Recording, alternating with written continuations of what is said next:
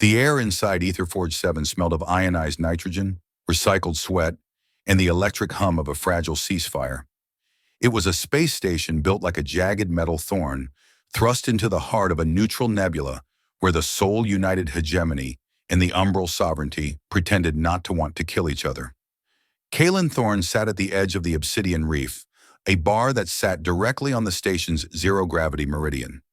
Above him, a sphere of containment liquid held a swarm of bioluminescent jellyfish from the deep seas of Velonis Prime, their pulsating azure light casting long, skeletal shadows across the patrons. Kalen ignored his drink, a glass of amber liquid that tasted more like industrial lubricant than scotch. His eyes were fixed on the far side of the lounge, the umbral sector. The Carvul moved with a predatory grace that defied human physics. They were tall, bipedal, and covered in dense, midnight black fur that seemed to absorb the neon oranges of the bar. Their uniforms were masterpieces of dark matter weave, sharp and intimidating. "You're doing it again, Kalen," a voice whispered harshly. Tix Vero, a mechanic with grease stained so deep into his skin it looked like a tattoo, slid a neural slate across the table. "You have that look, the one where you're mentally dissecting the frontal lobe of every alien in the room. Relax. We're on leave." "I'm not dissecting them," Kalen said, his voice flat. "I'm observing. There's a difference." "Right, observing," Tix snorted. "You're a military psychologist with a chip on his shoulder the size of a dreadnought. The war ended 5 years ago, buddy. The treaties are signed. We share the same oxygen now." Kalen finally looked at his friend. "Tell that to the Crimson Nebula. Tell that to the patrol that vanished without a single distress signal. My sister was on that ship, Tix. The Carvul don't just win wars. They erase people." Tix sighed, realizing he couldn't win this battle tonight. He scanned the room looking for a distraction, and his eyes landed on a figure in the far corner. She was sitting alone, which was rare for the Carvul, who usually traveled in prides. She was draped in the charcoal and silver mantle of a high exarch. Her fur was a sleek, unblemished obsidian, and her eyes, two slits of molten gold, were fixed on a holographic scroll. "Holy stars," Tix whispered. "That's Vespera Nyx, the shadow of the sovereignty. They say she once collapsed a wormhole to stop a rebel fleet." Kalen didn't need to be told. He had felt her the moment she entered the room. Her presence was like a drop in barometric pressure. She was the one who had signed the surrender terms for the hegemony's Fourth Fleet. She was the architect of the very peace Kalen loathed. "I have a wager," Tix said, a sudden, dangerous glint in his eyes. 1,000 credits says you can't even get a reaction out of her. 2,000 if you get her to speak to you. 1,000 if you can get her to acknowledge your existence with anything other than a snarl. Kalen looked at Tix with genuine disdain. "I am not a gambler, Tix, and I am not going to turn my grief into a bar trick for your amusement." "Come on, Kalen. You're the Xeno expert. Go analyze her. Break that icy shell. Think of the credits. We could buy our own scrap hauler." The acoustics of the Obsidian Reef were designed for privacy, but the Carvul possessed hearing that could detect a heartbeat from a kilometer away. Across the room, 30 feet of smoky air suddenly felt like a conductor for tension. High Exarch Vespera Nyx stopped scrolling. Her tufted ears twitched. She slowly lifted her head, her golden eyes locking onto Kalen's with the precision of a targeting computer. The chatter in the bar died instantly. She stood up. The movement was so fluid it looked like shadow pouring upward. She was nearly 7 feet tall, a towering silhouette of lethal elegance. The crowd parted for her like water before a shark. Every Carvul officer in the room stiffened, bowing their heads, but she ignored them. She walked in a straight line toward Kalen. Her boots made no sound on the deck plating. When she stopped 2 feet from him, the scent of crushed mint and cold ozone hit him. "You refuse the wager," she said. Her voice was a low, vibrating contralto, a purr that felt like a heavy engine idling in Kalen's chest. Her English was perfect, devoid of any accent. Kalen didn't stand up. He remained seated on his stool, meeting her gaze with a defiance that made Tix turn pale. "I did." Vesper tilted her head, a microscopic movement. 5,000 credits to acknowledge your existence, and you chose silence. Why? "Because you are not a prize to be won, Exarch," Kalen said, his heart hammering against his ribs. And I have no interest in playing games with the woman who turned my sister's grave into a footnote in a treaty. A corner of her mouth twitched. It might have been a snarl. It might have been something else. I accept your refusal, she said, the words hanging like a blade. But I do not accept your distance. Before Kaelin could react, her hand, long black-furred fingers, ending in sheathed claws, shot out and gripped his upper arm. The strength was terrifying. She didn't pull him. She simply claimed him. Come with me, Specialist Thorne, she commanded. Hey, you can't just... Tix started to stand, but Vespera flicked her tail, the tip thrashing once with a sound like a whip crack. A low, guttural growl vibrated in the air, and Tix sat back down, his survival instincts finally overriding his loyalty. I am not arresting him, Vespera said to the silent room. I am recalibrating him. She pulled Kaelin off the stool. He stumbled, then found his footing. Let go of me. Walk, she whispered into his ear, her breath cold and sharp. Unless you want to see how many of your hegemony guards I can disable before they reach for their holsters. Walk, Kaelin. Your sister isn't a footnote. She's a catalyst. The mention of Alara drained the fight from his limbs. Kaelin clamped his jaw shut and walked. She led him out of the bar, not toward the docking bays, but toward the restricted observation deck at the very tip of the station. The lift ride was suffocating. They stood in silence, the only sound the faint hum of the maglev. Kaelin watched her reflection in the polished doors. She looked anciently weary, like a mountain that had weathered too many storms. When the doors opened, they were greeted by the vast, cobalt emptiness of the void. The stars here were sharp, unblinking. Vespera walked to the glass and looked out at the swirling nebula in the distance. Why do you hate us? She asked, not turning around. You killed her, Kaelin snapped, rubbing his arm where she had gripped him. Your fleet vaporized an unarmed relief ship. Don't ask me to be diplomatic.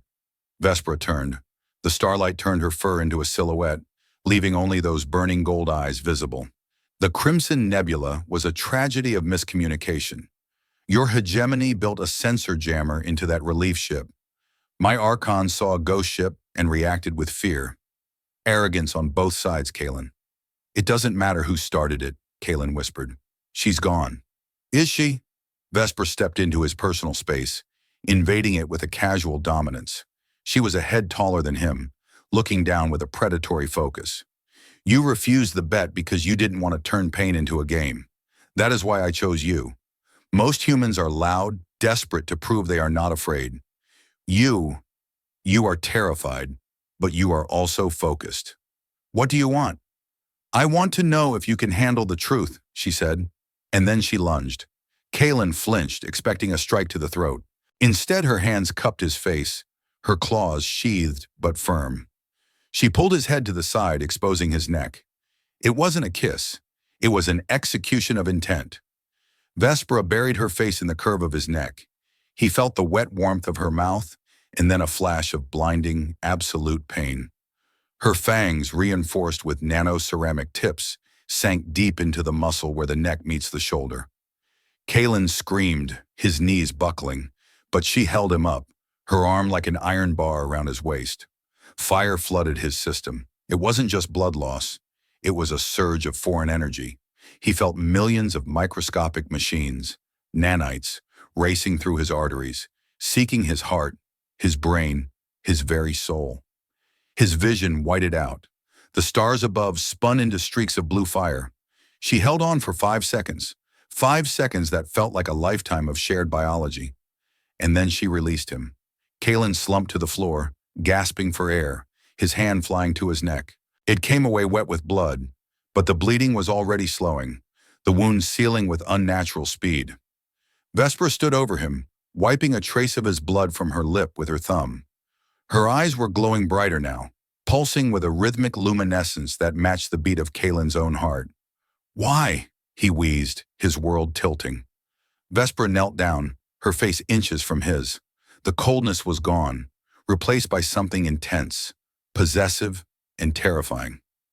The Cobalt Convergence is coming, she whispered, and Tyrant Vorak Gal plays a game you do not know the rules to. Now you are part of my board. Do not die, Kaelin. I hate wasting brave people. The darkness rushed in. The last thing Kaelin saw was the starlight reflecting in her golden eyes. indifferent, beautiful, and now irrevocably linked to his own. Waking up was like trying to assemble a shattered mirror in a dark room. First came the smell, not the recycled ozone of the station, but something sterile, sharp, and musky, like cinnamon mixed with old metal. Then came the sound, the deep, rhythmic thrum of a massive fusion core, a heartbeat made of steel. Finally, the pain. It wasn't a sharp sting anymore. It was a dull, rhythmic throb in his neck that synchronized perfectly with his pulse. Every time Kalen's heart beat, a tiny jolt of electricity seemed to pull at a wire that ran straight from his shoulder to the center of his chest. Kalen opened his eyes. He was in a room of dark, matte gray metal. There were no windows. He was lying on a solid slab of black polymer that had contoured to the shape of his body. "Don't sit up too fast," a voice chirped. "Your neural pathways are currently being re-indexed. Move too quick, and you'll forget how to use your left arm for 20 minutes. Kalen blinked, focusing on a figure standing by a holographic console. It was a Carvul, but much smaller than Vespera. She had fur the color of rusted copper and large, expressive ears that swiveled toward him like satellite dishes. She wore a chaotic mix of a medical tunic and an engineer's utility belt. "Who are you?" Kalen croaked. His voice sounded like he had swallowed a handful of gravel. "Dr. Eris Vaughn," the alien said, not looking up from her screen. "Chief bioengineer, temporary medic, and the person currently preventing your immune system from trying to murder the foreign nanites in your blood." "You're welcome." Kalen touched his neck. There was a small, hexagonal patch there. "What did she do to me?" Eris finally turned around, leaning against the console. She had a data slate in one hand and a half-eaten nutrient bar in the other. "High Exarch Nix gave you a synaptic tether. In the old days, before we had ships, it was how our ancestors claimed a mate or a high-value prisoner. Usually both. It creates a bioquantum entanglement between the biter and the bitten." Kalen stared at her. "A tether?" "Yep." Eris popped the P. "You're basically a remote-controlled speaker now, and she's the broadcast station. If she gets hurt, you feel it. If you get too far away from her, you feel pain. If she dies, well, let's just say your brain would scramble like an egg in a plasma furnace. It's a soul leash, specialist." "This is insane." Kalen swung his legs off the cot. The room spun, and the throb in his neck turned into a searing burn. He groaned, clutching his chest. "See? Dissonance," Eris said, pointing at him with her nutrient bar. "You're feeling her stress. She's currently arguing with the High Council, and because you're resisting the link, your body interprets her anger as physical damage. I am a citizen of the Soul United Hegemony," Kalen hissed through gritted teeth. "I have rights." "You have a mark on your neck that says you are the property of the sovereignty's highest officer," Eris countered. "Legal jurisdiction gets a little fuzzy when ancient biology is involved. Also, you're currently on the Shadow Reaper. We left Ether Forge 7 3 hours ago." "Turn the ship around," Kalen demanded, trying to stand. His legs felt like they were made of wet cardboard. Eris laughed, a high, bird-like chirping sound. "I just fix the blood in the wires, human. I don't steer the boat." Before Kalen could respond, the heavy obsidian door to the medbay hissed open. The temperature in the room seemed to plummet 10 degrees. Eris immediately straightened up, hiding her nutrient bar behind her back.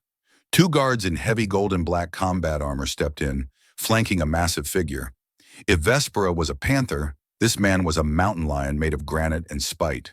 His fur was a pale, scarred gray, shorn close to the skin in a military fashion. He wore a cape of heavy synth fur, and his chest was adorned with metals made of jagged bone. Tyrant Vorak Gal. Kalen had seen his face on intelligence feeds. He was the leader of the expansionist faction, the man who wanted to break the treaty and burn the hegemony to ash. Vorak Gal walked into the room, his heavy boots clanging on the deck. He ignored Eris completely, his pale blue eyes, cold as a dead moon, locking onto Kalen. "So," Vorak said. His voice was a grinding, tectonic rumble. "This is the pet Vespera has shackled herself to." "I am not a pet," Kalen spat, forcing himself to stand upright despite the trembling in his limbs. Vorak stepped closer, looming over him. He smelled of old blood and expensive incense. He reached out a massive, clawed hand and tilted Kalen's chin up, inspecting the bandage on his neck. Kalen tried to pull away, but the tyrant's grip was immovable. "She has strange tastes." Vorak mused, releasing Kalen with a dismissive shove. She claims you are a strategic asset, a psychological bridge for the upcoming negotiations at the Cobalt Convergence. I don't know what you're talking about, Kalen said. The binary stars will align in 3 days, Vorak said, turning his back on Kalen as if he were a piece of furniture. It is a holy time for our people, a time of judgment, a time to purge the weak from the stars. He turned back, a cruel smile revealing teeth that were too long, too sharp. Vespera has invoked the right of claim, Vorak continued. But at the convergence, all claims are subject to assessment. If you are found to be a weakness, if you are found to be unworthy of the link, what happens then? Kalen asked, his fist clenching. Then I will tear your throat out myself, Vorak said softly, and I will finish what I started in the Crimson Nebula with your sister. Kalen lunged. It was pure instinct, a blinding flash of red rage. He didn't care about the size difference. He wanted to rip the smirk off the monster's face, but he didn't make it 2 steps. A wave of nausea hit him so hard his vision went black. His neck burned like a branding iron had been pressed into his spine. He fell to his knees, gasping for air, clutching his chest. The tether, Aris whispered from the corner. Vespera, she's agitated. You're feeding her rage back into yourself. Vorak Gal looked down at the gasping human with a sneer. Pathetic. She has tied her fate to a corpse. He turned to the guards. Keep him alive. I want him conscious for the ceremony. I want him to feel the moment I break his soul. The tyrant swept out of the room, the doors hissing shut behind him. Kalen remained on the floor, breathing hard, the pain slowly receding into a dull throb.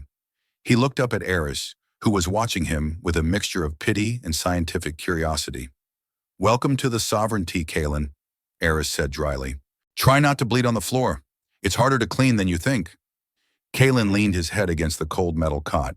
He could feel Vespera now, not as a person, but as a cold, sharp presence in the back of his mind. She was afraid. The High Exarch, the shadow of the sovereignty, was terrified. And for the first time, Kalen realized that they weren't just biter and bitten. They were 2 prisoners in the same cage, hurtling toward a sun that wanted to consume them both. The Shadow Reaper did not move like a human ship. There was no shudder of thrusters, no mechanical groan of shifting inertial dampeners. It moved like a predator sliding through tall grass. Inside its halls, the walls were lined with a biosynthetic lattice that pulsed with a faint violet luminescence, mimicking the vascular system of a deep space organism. To Kalen Thorne, walking through the corridors felt less like being on a vessel and more like being a parasite inside the throat of a god. His neck throbbed. The hexagonal patch Eris had applied was cool to the touch, but beneath the skin, the synaptic tether was busy. It was no longer just a source of localized pain. It had become a second nervous system. When the ship banked hard to avoid a gravitational eddy, Kalen felt the shift in his stomach seconds before the floor tilted. He wasn't just observing the carvool anymore. He was beginning to resonate with them. You are walking like a man who expects the floor to vanish, a voice echoed through the hallway. Kalen turned. Vespera Nix stood near a curved bulkhead, her charcoal armor replaced by a simpler, form-fitting bodysuit of silver-threaded mesh. Without the heavy mantle of the High Exarch, she looked less like a monument and more like a soldier. Her fur was sleek, catching the violet light in ripples of obsidian. In this ship, the floor might actually vanish, Kalen replied, his voice still raspy. Aris said the Shadow Reaper is linked to your neural codes. That means I'm currently walking through your subconscious. It's dark in here, Exarch. Vespera stepped closer, her golden eyes scanning him with an intensity that made the tether hum. My subconscious is a graveyard of hard choices, Specialist. If you find it dark, it is because you are looking for the light of your own world. Stop searching for Sol United standards. Adapt. Adapt to being a leash pet? Kalen's anger flared, and as it did, Vespera flinched. She pressed a hand to her own shoulder, her pupils narrowing into razor-thin slits. Your rage, she hissed. It tastes like copper. It is loud. If you wish to survive the convergence, you must learn to dampen your emotional output. Every spike of your hatred hits me like a physical blow. Kalen froze. He hadn't realized the feedback went both ways with such intensity. You feel what I feel? The tether is a bridge, Not a one-way street, Vespera said, her voice dropping to a low, weary purr. When you mourned your sister in the med bay, I felt the coldness of your grief. When Vorak Gal threatened you, I felt the fire of your defiance. I did not bite you to make you a slave, Kalen. I bit you because I needed someone whose soul was too stubborn to be broken by the obsidian monolith. She gestured for him to follow. They walked toward the aft of the ship, entering a chamber that smelled of scorched air and heavy grease. In the center of the room, surrounded by several Carvol technicians who looked deeply uncomfortable, was Tix Vero. The human mechanic was currently waist-deep in a disassembled cooling vent, his hands moving with frantic, habitual speed. Tix? Kalen breathed. Tix jumped, nearly hitting his head on a protruding pipe. He scrambled out, wiping grease onto his already filthy jumpsuit. Kalen! Oh, thank the stars. I thought they'd turned you into a biological CPU or something. This ship, it's crazy, man. The plumbing breathes. I tried to fix a leak and the pipe purred at me. Exarch Nix had him brought aboard, Kalen said, looking at Vespera. Why? He is a saboteur, Vespera said flatly. He tried to hack the docking clamps of my shuttle at Etherforge 7 to stop us from leaving. Under sovereignty law, he should be spaced. I was negotiating, Tix yelled, though he stayed safely behind Kalen. Aggressively, I couldn't let them take you, buddy.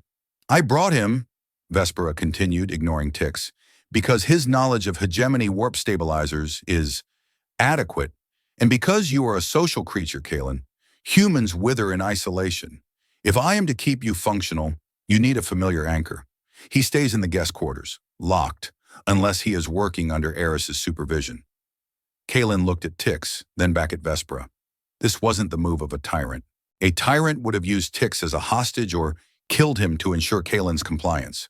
Bringing him along as an anchor was a move of profound, almost alien empathy. Thank you, Kalen whispered. Vespera didn't acknowledge the gratitude. She turned to Tix. Human, if you touch the core logic of this ship, I will let Eris use your nervous system for her next experiment. Understood? Loud and clear, your scaliest highness, Tix said, giving a shaky thumbs up. As Vespera led Kalen away, the ship suddenly shuddered. It wasn't a physical impact, but a psychic one. A high-frequency whine began to ring in Kalen's ears, and the violet lights in the hallway turned a violent, bleeding red. Through the tether, Kalen felt a sudden, jagged spike of agony. It wasn't his. It was coming from the ship, and from Vespera. She gasped, her knees buckling, her hands flying to her temples. Exarch! Kalen caught her before she hit the deck. Her fur was standing on end, and her skin felt like it was vibrating. The song! Vespera groaned, her eyes rolling back. It's starting. The monolith. It's reaching out. Kalen closed his eyes, trying to stabilize her. But as he did, the high-frequency whine resolved into something else.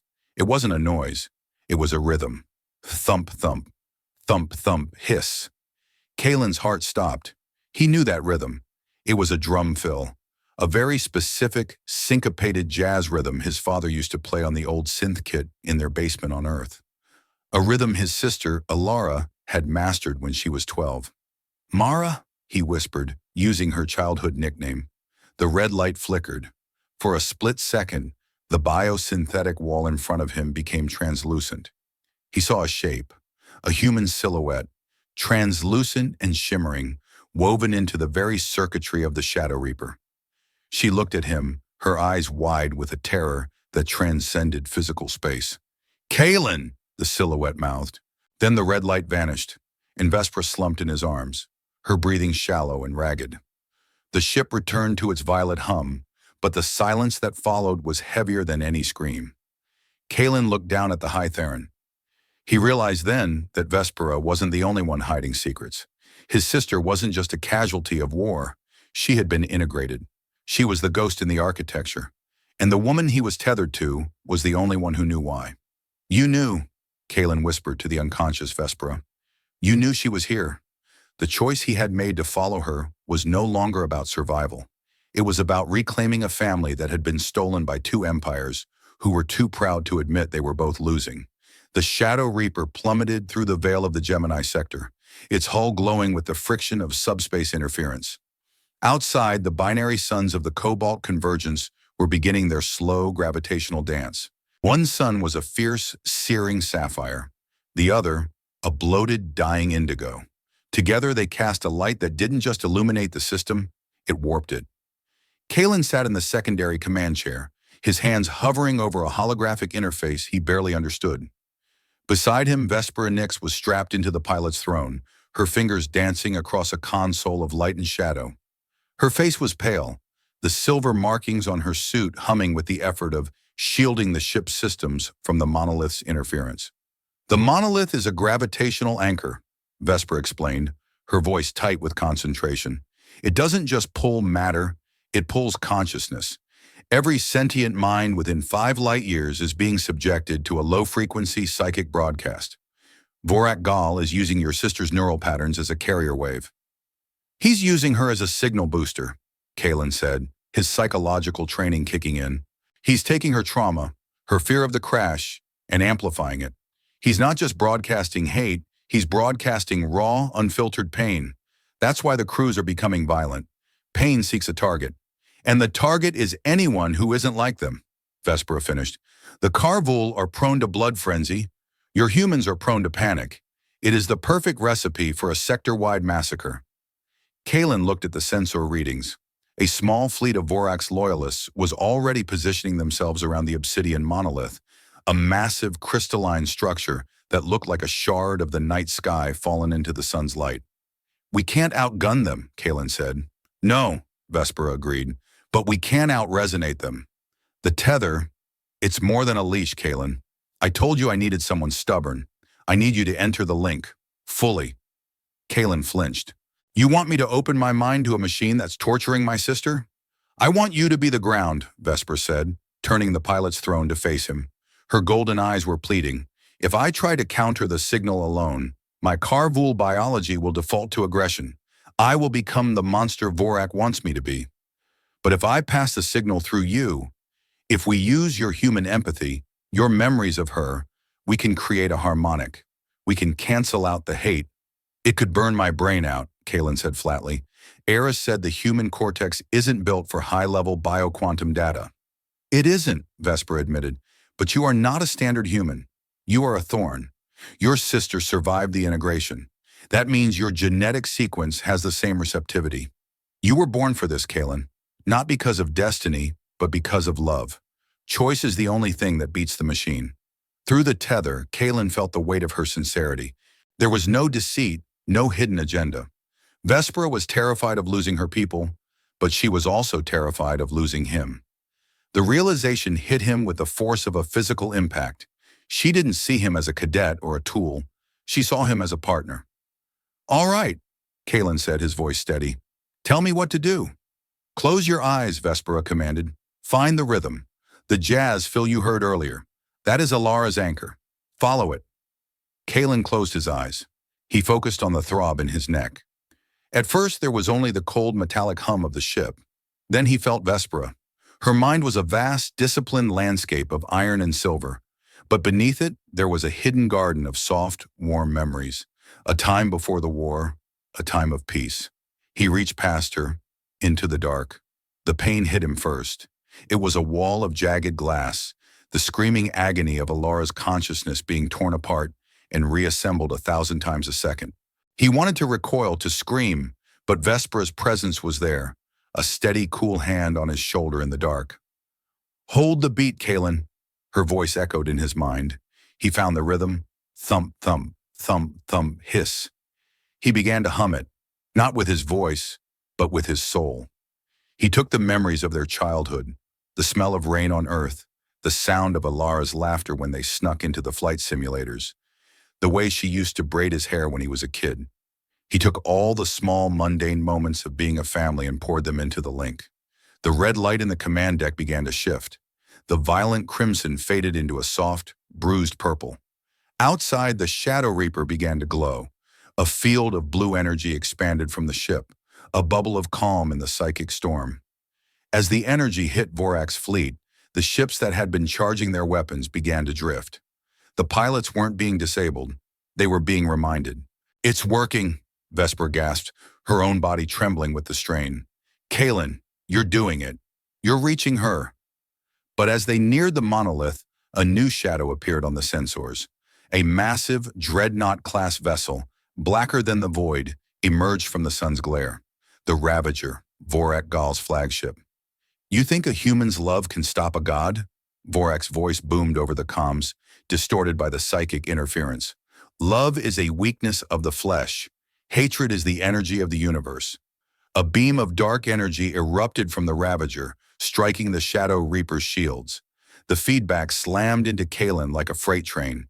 He was thrown from his seat, his connection to Alara snapping like a frayed wire. Kalen! Vespera screamed. He lay on the deck, blood trickling from his nose. The tether was screaming. The rhythm was gone, replaced by a deafening roar of static. Through the haze, he saw Vorak's face on the main view screen, a mask of pure, unadulterated malice. I will take your sister's power, Vorak hissed, and I will use it to turn your hegemony into a graveyard. And then, Vespera, I will let you watch as I bite your human pet's head off. Kalen looked up at Vespera. She was struggling to keep the ship from disintegrating under the Ravager's fire. She looked at him, and for a second, the tether went quiet. Go to the secondary med bay, Vespera said, her voice a low command. Tix and Eris are there. They have the biohusk. If we can't stop the broadcast, we have to pull her out. I'm not leaving you, Kalen said, pushing himself up. You are not leaving me, Vespera said, a sad, beautiful smile touching her lips. I am in your head, Kalen. I will be with you every step. But if you don't save her, the choice we made doesn't mean anything. Family, Kalen. Save your family. Shiakanisham. Kalen hesitated, then turned and ran toward the aft of the ship. As he sprinted through the violet-lit halls, he didn't feel like a cadet or a prisoner anymore. He felt like a man who was finally playing his own music. The binary suns roared outside, the cobalt convergence reaching its peak. The war was coming, the monolith was screaming, but in the center of the storm, a human and an alien were finally speaking the same language. He reached the medbay, bursting through the doors to find Tix and Eris standing over a translucent tank containing a blank, biological body. We're ready, Tix yelled over the sirens. But Kalen, the signal is too weak. We can't find her spark. Kalen walked to the tank. He placed his hand on the glass. He didn't look for a signal. He didn't look for a code. He closed his eyes and whispered a name that wasn't on any military record. Mara, it's time to go home. In the distance, the monolith flared with a blinding, sapphire light. The symphony of the universe was about to reach its crescendo, and Kalen Thorne was the only one who knew the ending. The void of the Gemini sector was no longer empty. It was a graveyard in the making. As the Shadow Reaper adjusted its trajectory toward the obsidian monolith, a fleet of silver and white warships tore through the fabric of subspace, emerging like a phalanx of angry spears. These were not the organic, predatory vessels of the umbral sovereignty. These were the blocky, reinforced titanium dreadnoughts of the Sol United hegemony. At the center of the formation sat the Indomitable, a ship Kalen had seen in every military parade and recruitment poster since he was a child. Kalen felt a sudden, sharp coldness in the pit of his stomach. Through the synaptic tether, Vespera flinched. The connection between them, once a source of localized pain, was now a broad highway of shared alarm. He could feel her heart rate spiking, a heavy, rhythmic thrum that matched his own frantic pulse. A communication request bypassed the Shadow Reaper's encryption, flashing across the main view screen in the harsh, white light of a military priority channel. A man appeared. He was old, his face a map of deep trenches and scar tissue, his hair the color of industrial ash. He wore the high collar of a hegemony commander, but the medals on his chest looked less like honors and more like burdens. Silas Thorne, Kalen's father. For a long moment, silence filled the bridge of the Shadow Reaper. Silas looked through the screen, his eyes scanning the alien bridge with a cold, professional detachment until they landed on his son. Kalen saw his father's jaw tighten, a microscopic twitch of emotion that only a psychologist or a son would recognize. Kalen, Silas said. His voice was like grinding stones, devoid of warmth. I was told you were taken. I was told you were claimed by an exarch. I'm here, Dad, Kalen replied, his hand instinctively going to the bandage on his neck. The tether hummed, a warning vibration that told him Vespera was listening through his very ears. It's more complicated than the reports say. There is nothing complicated about a leash, Kalen, Silas snapped. His gaze shifted to Vespera, who stood behind Kalen's chair. Her golden eyes narrowed. Admiral Nix, you have 30 minutes to power down your engines and release my son. If the tether is not deactivated, I will fire on your position. Silas, you don't understand, Vesper said, her voice a low, commanding purr. If I deactivate the link now, the psychic resonance from the monolith will destroy Kalen's mind. And if you fire on the monolith, you will kill Ilara. Silas Thorne didn't blink. Ilara is dead, Admiral. She died 5 years ago in the Crimson Nebula. Whatever Vorak Gal is using as a beacon is a digital ghost, a mockery. I will not let you use my daughter's memory to shield your ship. She's alive, Kalen shouted, leaning toward the screen. I felt her, Dad. I heard the jazz. I heard the drum fill you taught us. She's inside the core. She's the one holding the signal back. Silas looked at his son with a mixture of pity and steel. Grief has made you vulnerable, Kalen. The Kar Vul are experts in psychological warfare. They have mapped your neural pathways through that bite. They are feeding you what you want to see. He looked back at Vespera. 29 minutes, Admiral. Hegemony protocols do not allow for the negotiation of hostages with sovereign entities. If the monolith is not neutralized, the entire sector falls. I will sacrifice my son to save the hegemony. I will sacrifice myself. The screen went black. Kalen slumped into his seat, the weight of the rejection hitting him harder than any physical blow. His own father, the man who had taught him about the sanctity of life and the importance of family, was ready to vaporize him for the sake of a strategic objective. Is this what it's like, Kalen whispered, looking at Vespera, to be part of the machine? Vespera walked over to him. She didn't offer a platitude. She didn't say it would be okay.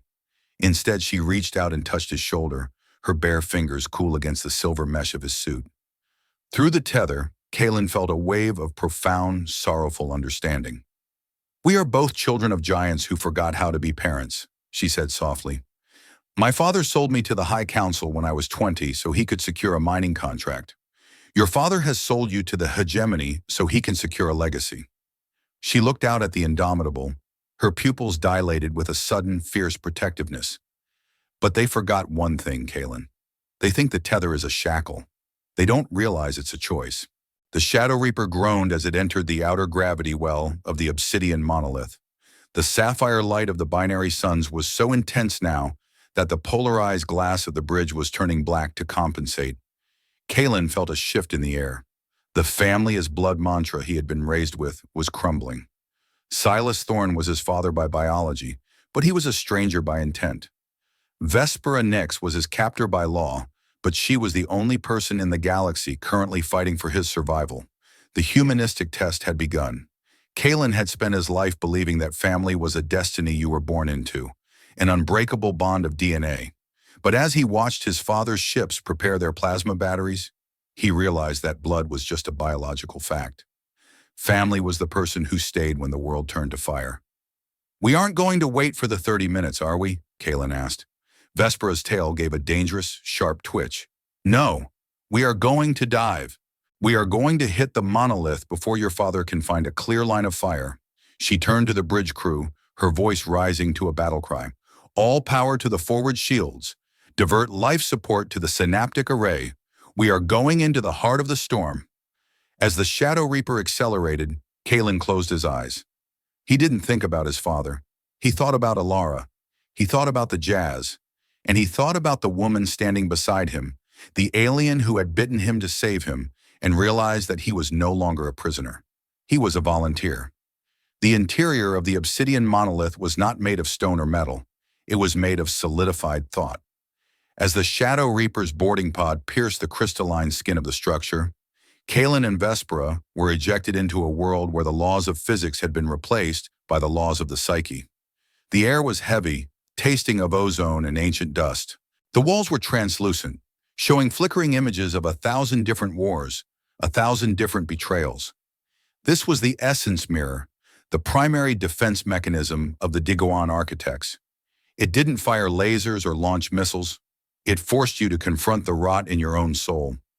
Kalen stepped out of the pod, his boots clicking on the floor that felt like frozen glass. Beside him, Vespera stumbled, her hand flying to her neck. The tether was glowing a violent, pulsating red.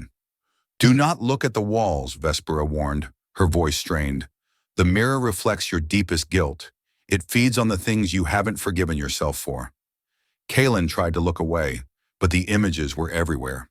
He saw himself at the academy, refusing to help a fellow cadet who had been struggling with the Carvul language exams. He saw himself at Alara's funeral, standing silently while his father gave a speech about honor, knowing in his heart that he hated his father for letting her go. Then the images changed. They became more vivid, more visceral. He saw a Carvul village on a moon he didn't recognize. He saw hegemony soldiers, men wearing the same uniform his father wore, marching through the streets with flamethrowers. He saw the fire. He heard the screams. "Is this real?" Kalen whispered, his heart hammering. Vespera was staring at a different section of the wall. Her face was a mask of horror. "I was there," she whispered. 10 years ago, the siege of Velonis. I was the one who gave the order to hold the line. I didn't know there were civilians in the lower tunnels. I didn't check." Kalen looked at her. He saw the High Exarch, the shadow of the sovereignty, looking like a broken child. The hatred he had carried for her race for 5 years began to waver. He had blamed the Carvul for Ilara's death, categorizing them as unfeeling monsters. But the mirror was showing him that the monsters had the same capacity for regret, the same weight of blood on their hands as his own people. Suddenly, a figure emerged from the shifting shadows of the mirror. It was Vorak Gal, but he looked different here. He was taller, his fur glowing with a dark, oily light. He wasn't bothered by the images on the walls. He walked through them like a king through a garden. "Beautiful, isn't it?" Vorak mused, his voice echoing in their minds. The Digwan knew that sentient life is defined by its atrocities. To be alive is to be a killer. To be a survivor is to be a betrayer. He looked at Kalen. "And you, human, you think you are better than me? You carry the blood of a man who is currently preparing to kill his own son for a promotion? You are the product of a species that builds monuments to its own genocides." Vorak raised a hand, and the images on the walls converged. They formed a single, massive projection of Ilara. She was still in the core, her body translucent, her eyes vacant. "She is the ultimate mirror," Vorak said. "She contains all the pain of the Crimson Nebula. She is the scream that will never end. And when the convergence reaches its peak, I will release that scream. It will tear through the neural pathways of every soldier in the sector. They will see what you are seeing. They will see the truth of their enemies. And they will slaughter each other until the stars turn red." Kalen felt the tether tighten. It was no longer a hum. It was a shriek. The psychic pressure was trying to force him to give in to the hatred, to lash out at Vespera, to blame her for the images on the walls. "Kill her, Kalen," the voice of the monolith whispered in his ear. "She is the one who bit you. She is the one who brought you here. If she dies, the link breaks. You will be free." "Will." Vespera looked at Kalen. She didn't defend herself. She didn't fight back. She simply stood there, her eyes filled with a terrifying ancient weariness. "If you must, Kalen," she whispered, "I have earned my place in the mirror." Kalen raised his pulse rifle. His finger brushed the trigger. The logic of the war, the logic of his father, told him to fire. One life for the sector, one life for freedom. But then, he looked at the mark on Vespera's neck. He remembered the smell of mint and ozone. He remembered the way she had shielded him from Silas Thorne's ultimatum. The humanistic theme was being tested in the fire. Kalen realized that if he fired, he was just continuing the cycle. He would be Silas Thorne. He would be Vorak Gal. He would be another name on the list of betrayals reflected in the mirror. "I refuse," Kalen said, his voice quiet but steady. Vorak Gal frowned. "You refuse what?" "I refuse to turn my pain into a weapon," Kalen said. He lowered the rifle. "I refuse to blame her for the world we were born into." He walked over to Vespera. He didn't look at her as an admiral or an alien. He looked at her as the person who had chosen to stand by him when his own blood had abandoned him. He reached out and took her hand, interlacing his fingers with hers. The tether flared. The red light didn't vanish, but it began to change. It became a soft, warm gold. The images on the walls began to flicker and dissolve. The mirror couldn't reflect a choice that hadn't happened yet. It couldn't reflect a forgiveness that broke the cycle. "What are you doing?" Vorak Gal snarled, his composure cracking for the first time. "You cannot fight the monolith with sentiment." "We aren't fighting the monolith," Kalen said, looking up at the core where Alara was suspended. "We're changing the frequency." Through the joint connection of their hands and the tether, Kalen felt a sudden, massive surge of clarity. He wasn't just Kalen Thorne anymore. He was the bridge. He took the memory of his father's betrayal, the memory of Alara's disappearance, and instead of holding on to them as wounds, he let them flow through him. He offered them to the link as understanding. He felt Vespera's mind open. She offered him her guilt, her regret over Velonis, her fear of her own race's shadows. The two signals, human and Carvul, didn't clash. They merged. They formed a harmonic that was neither soul-united nor umbral. It was something new, something ancient. The monolith began to groan. The sapphire light of the stars was being sucked into the core, but it wasn't turning into a weapon. It was turning into a lens. Vorak Gal roared, drawing a dark matter blade and lunging toward them. But he was too late. The frequency had shifted. Kalen felt a voice in the back of his mind. It wasn't the scream of the machine or the whisper of the monolith. It was Alara. "Kalen," she whispered, "you're playing the song wrong." "I know, Mara," Kalen thought, a tear running down his cheek. "I'm improvising." The turning point had been reached. Kalen had chosen the alien over the father, the bond over the blood, and as the world around them began to dissolve into a symphony of golden light, he realized that the only way to save the future was to stop living in the past. The cost of this choice was yet to be paid. Outside, Silas Thorne saw the monolith flare with gold and gave the order to fire. The first plasma torpedoes were already screaming toward the station. But inside, Kalen Thorne and Vesper Nix stood hand in hand, two refugees of a war that was finally, for the first time in history, losing its voice. The first plasma torpedo struck the obsidian monolith like a hammer against a glass bell.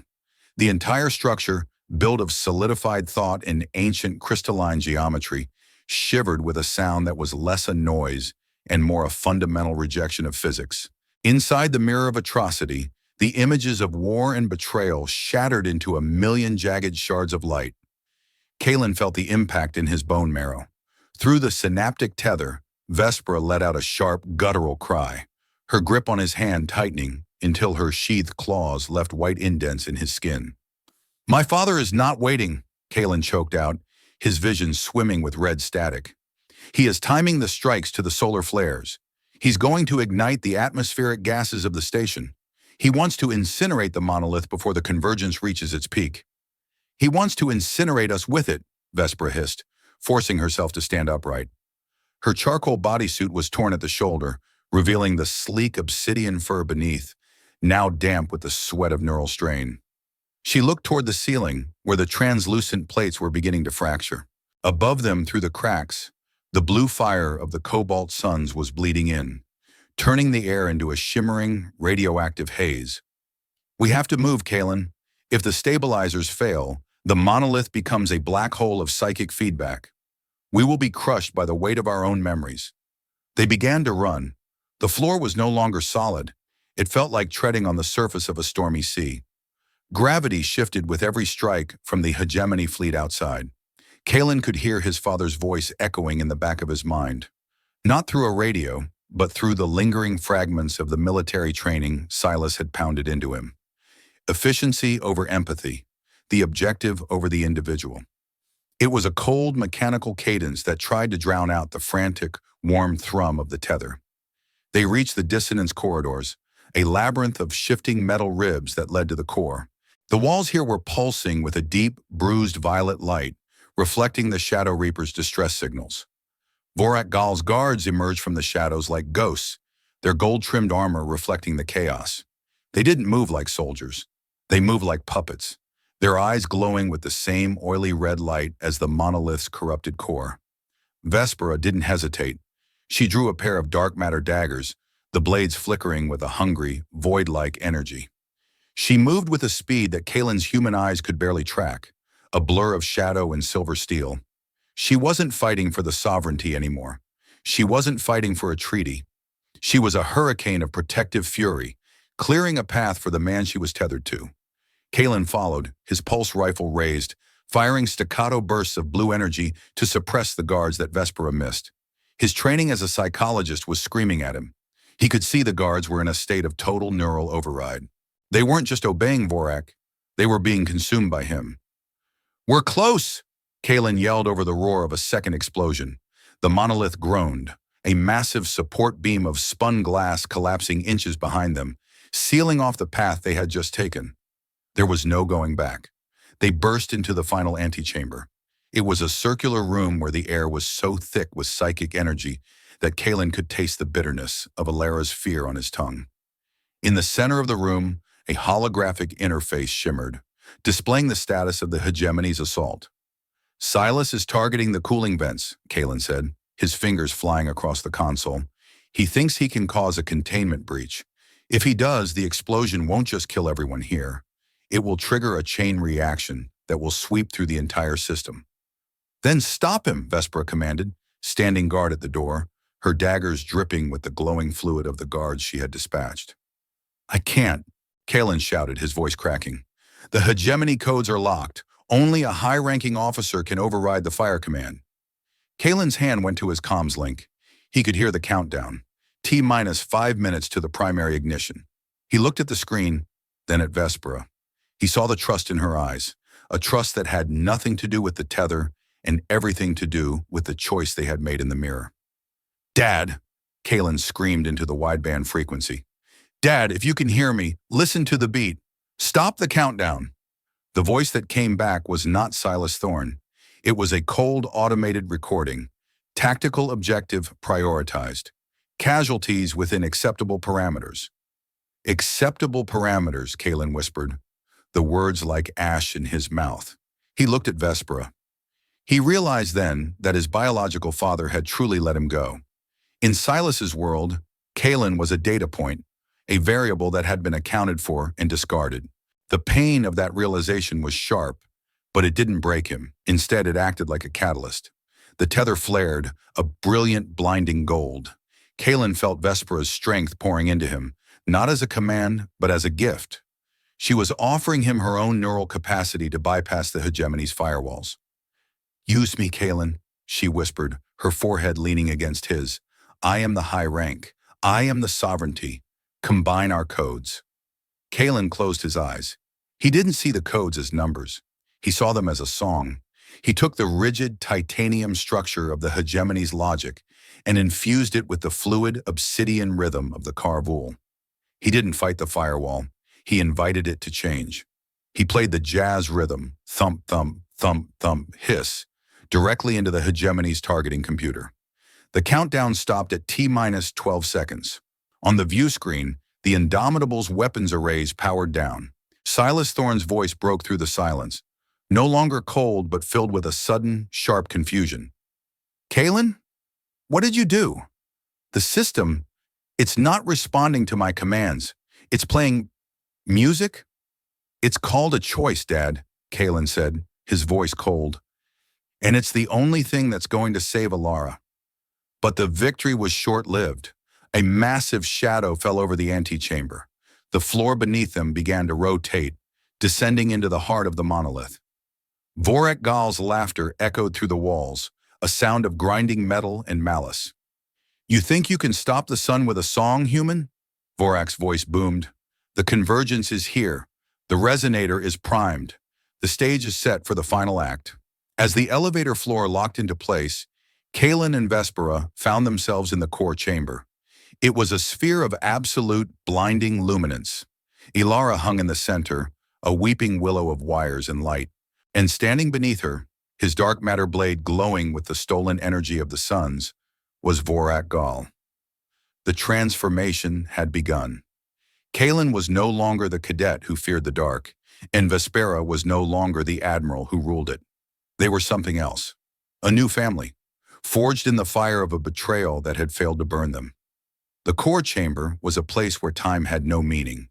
The sapphire and indigo light of the binary suns poured through the crystalline dome above, focusing into a single, needle-thin beam that pierced the center of the mechanical heart. Inside that heart, Alara Thorne was a fragment of a soul suspended in a sea of liquid data. Her body was pale, her dark hair fanning out like smoke in the suspension fluid. Every few seconds, her frame would convulse as the monolith extracted another pulse of neural energy. Kalen took a step forward, but the air was like thick jelly. The psychic pressure was immense, a physical weight that tried to crush his lungs. Beside him, Vespera was forced to her knees, her obsidian fur bristling with static electricity. The tether was no longer a golden glow. It was a white-hot wire of shared agony. "Stay back, Kalen," Vespera gasped, her claws digging into the glass floor. "The resonance, it's tuned to her agony. If you get too close without a buffer, your heart will stop." Vorak Gal stood on a raised platform, his eyes wide with a fanatic's joy. "Look at her," he shouted, gesturing to Alara. "She is the perfect bridge. She is the scream that will wake the galaxy. When I release this frequency, the hegemony and the sovereignty will finally understand the truth. There is no peace. There is only the hunger of the strong and the silence of the weak." He turned his dark matter blade toward Kalen. "And you, human, you were supposed to be the key, but it seems you become a malfunction. No matter. I will use the feedback from your death to shatter the last of her resistance." Vorak lunged. He moved with a speed that was no longer natural, his body bolstered by the monolith's energy. Vespera threw herself forward, her own blades clashing against his with a shower of violet sparks. The sound was like a thunderclap in the small chamber. Kalen ignored the battle. He focused on the heart. He could feel Alara's consciousness scattered across the network, 1,000 broken pieces of a childhood. He heard her voice in the static, a repeating loop of the day she had vanished. "Kalen, I'm sorry.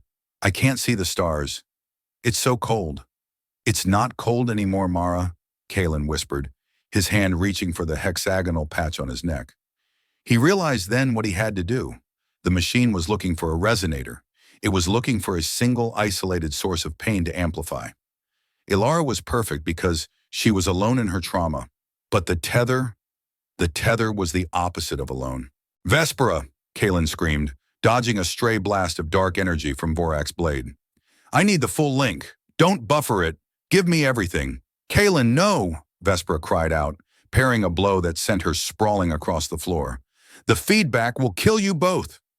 "Trust me," Kalen shouted. "Choice, Vespera. Choose me." Vespera looked at him through the chaos.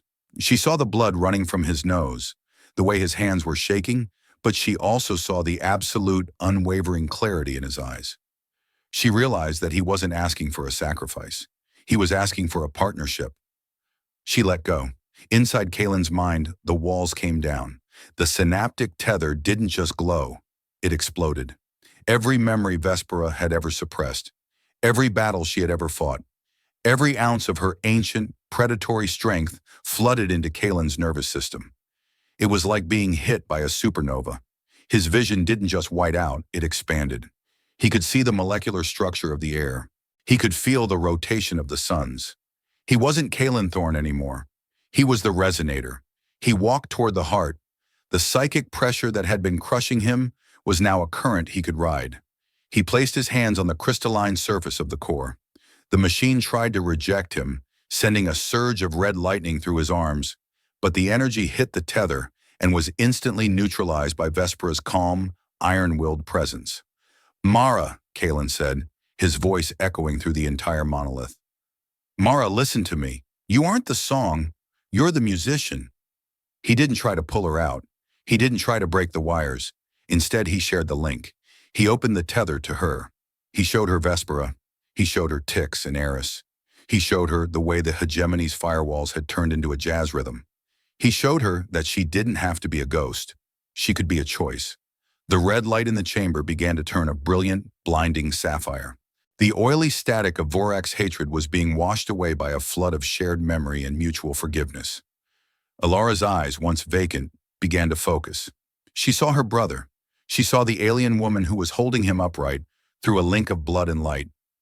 "Kalen," she whispered, the sound vibrating through the very walls of the monolith. Vorak Gal roared in frustration, lunging at Kalen's back. But Vespera was there. She didn't use her blades. She used the tether. She reached out and grabbed the energy of the monolith itself, channeling it through her own body and into a single focused strike.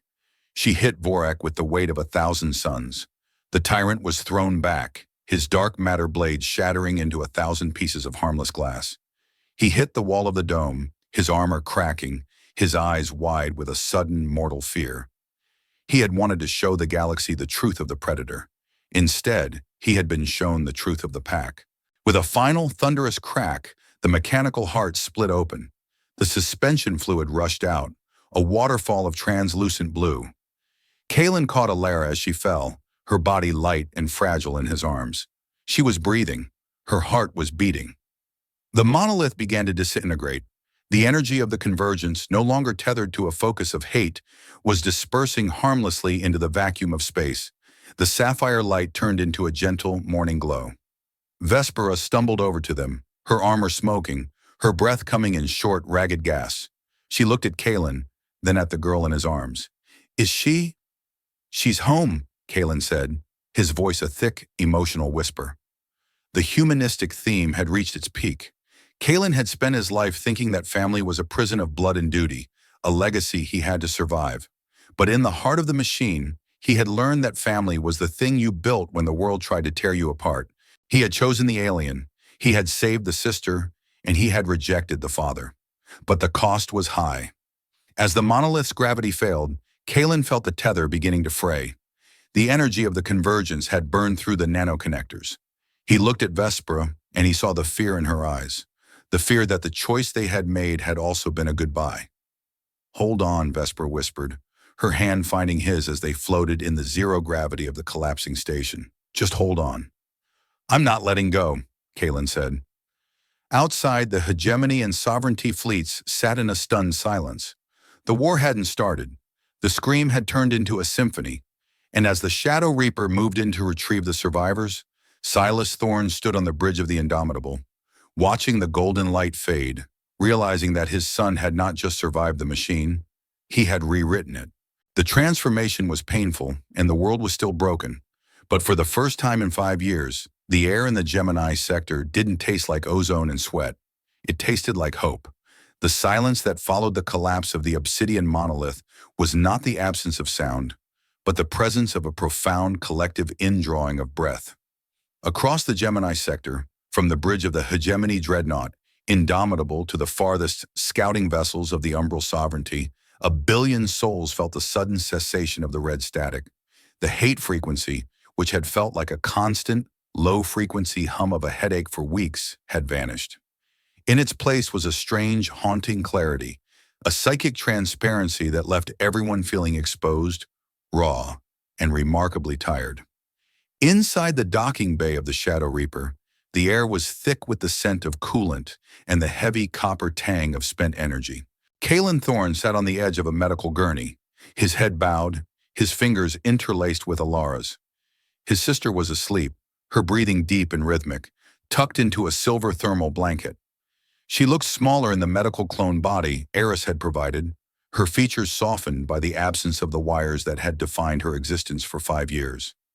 Vespera Nyx stood a few feet away, her back to them. She was staring through the reinforced bay doors at the cooling embers of the monolith, which were drifting through space like a cloud of diamonds.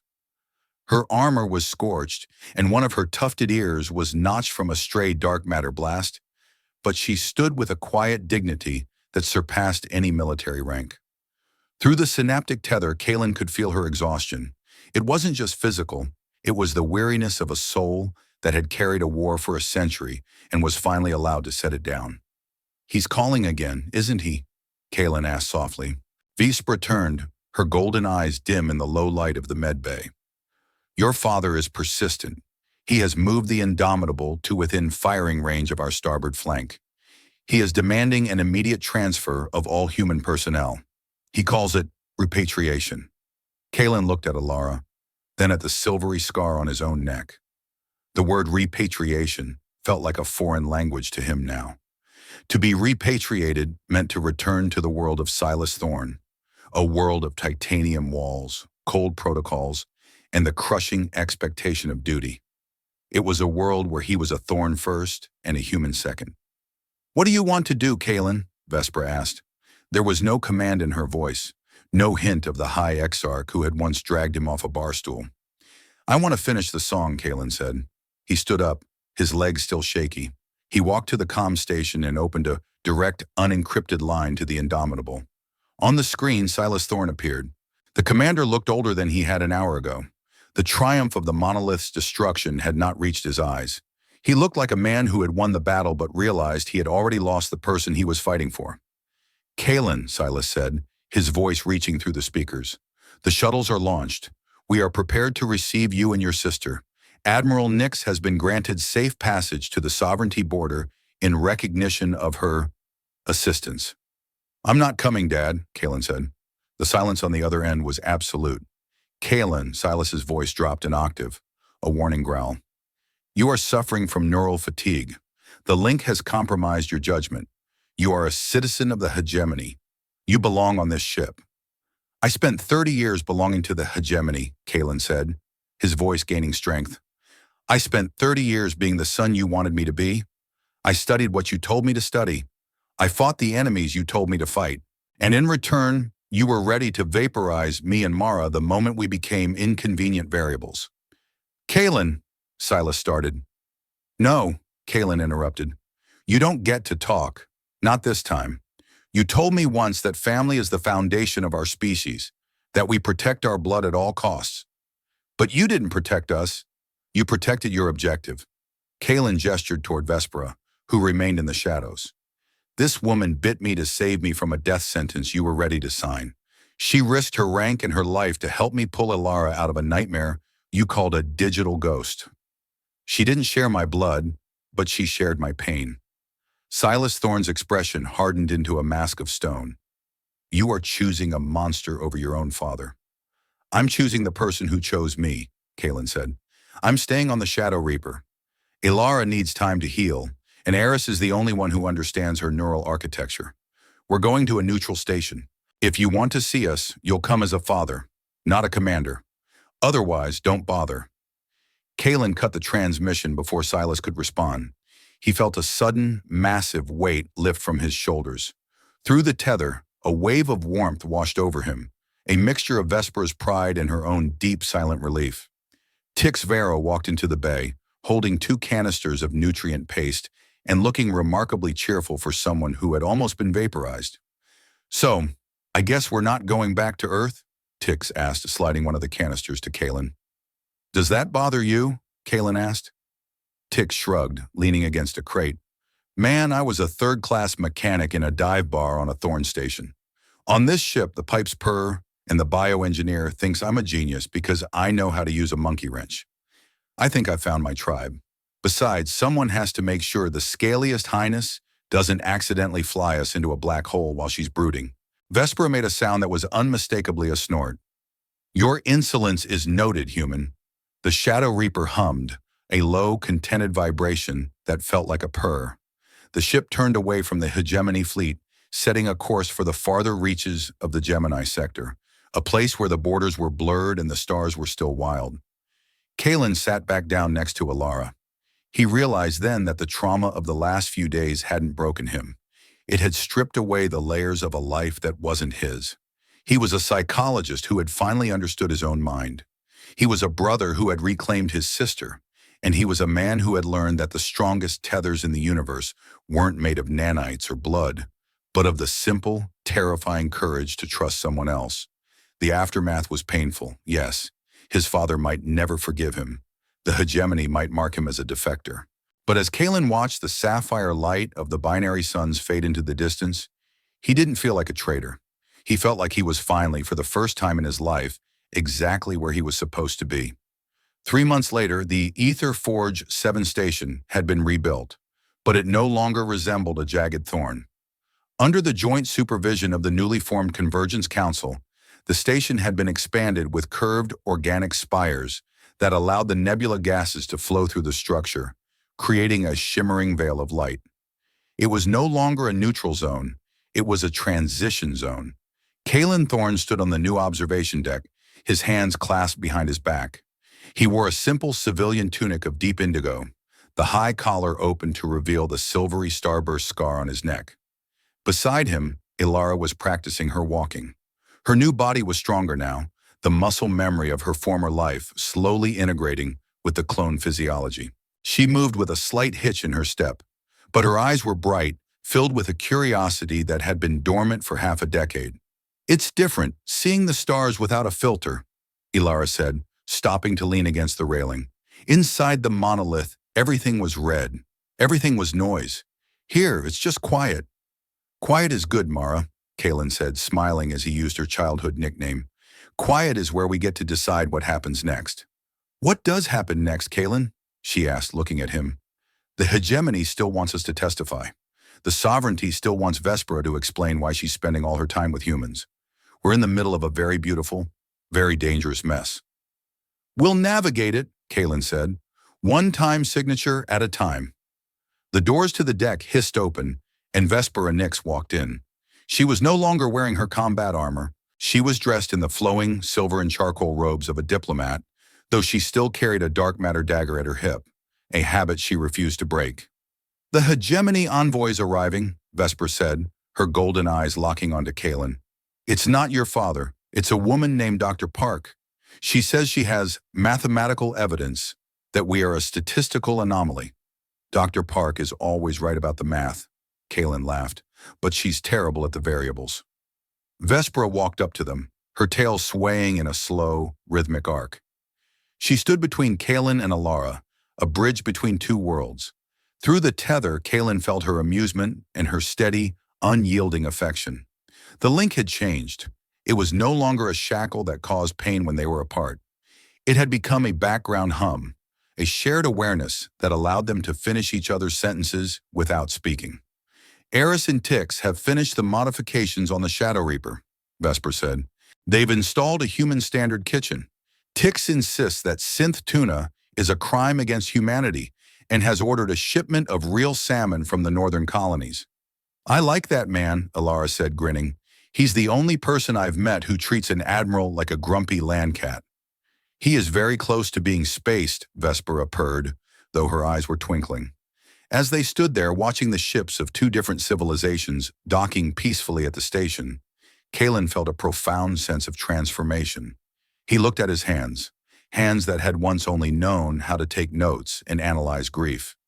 Now they were hands that had built a bridge. He had changed. He was no longer defined by the trauma of what he had lost, but by the strength of what he had chosen to keep. He had learned that the world didn't owe you a family, but it gave you the raw materials to create one. He had learned that the most powerful thing in the universe wasn't a sun-cracking weapon or a psychic monolith, but the quiet moment when one person looks at another, regardless of species or blood, and says, "I will stay." Kalen stepped away from the railing, taking a final look at the horizon where the two suns of the Gemini sector were beginning their daily dance. He felt the scar on his neck thrum, a phantom vibration of the choice he had made in the fire. "I spent my life believing I was a prisoner of my own bloodline, bound by the choices of a father I never chose and the shadow of a sister I thought I had lost forever. I grew up in a world where family was a biological contract, a set of duties carved into my DNA before I could even speak. I thought that to be Thorne meant I had to carry the weight of titanium and the coldness of a treaty. But standing here now, I realize that the most important thing about me isn't the blood in my veins. It's the mark on my skin and the people I've chosen to stand beside. I found a sister in a machine, a brother in a grease-stained mechanic, and a soulmate in the very monster I was taught to fear. We are a collection of broken pieces that decided to fit together, not because we had to, but because we wanted to. We are a family of choice, and that choice is the only thing that actually makes us free. I wonder if you could strip away the labels given to you at birth, the duties, the names, the expectations. Who would you choose to stand beside when the stars begin to fade? Is there someone in your life who isn't blood, but who has stayed through the fire when others walked away? Kalen reached out and took Vespera's hand, his fingers interlacing with her furred grip. Beside them, Alara took a step forward on her own, her silhouette strong and clear against the starlight. "Let's go, Admiral," Kalen said. "We have a galaxy to rewrite." Vespera squeezed his hand, a low rhythmic purr vibrating in her chest. "Lead the way, Specialist."